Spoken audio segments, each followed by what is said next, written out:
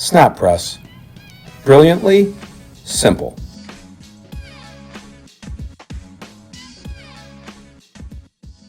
Are you throwing labels away? Yes, way too many.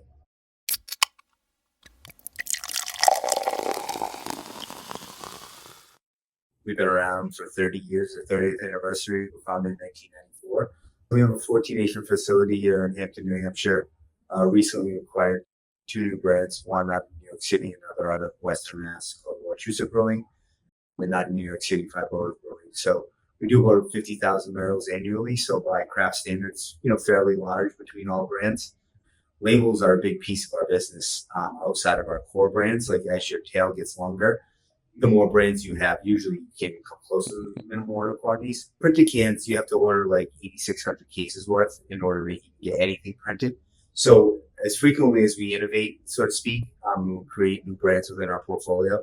That happens on an annual basis, but it could be 5 to 10 different items every year. And then all those brands typically have labels just because they're too small to allow us to go to the printed avenue. So most of our products are labels because we can't meet those minimum order quantities. So that creates a big challenge for us because, this cost, it's about 7 cents more than a printed can as well on the labels. And then you're writing down all the materials that you don't use. Typically, you don't use all your labels. So you're buying in bulk and then you're only using about half of those depending on brand performance. And it's due to a result of you go to the next year, you go to your planning season, you're like, you know what? It's time for a change. We're going to get rid of this brand and try to come up with a new one. And that's common in the industry, right? Like people you innovate. Sometimes it works, sometimes it doesn't.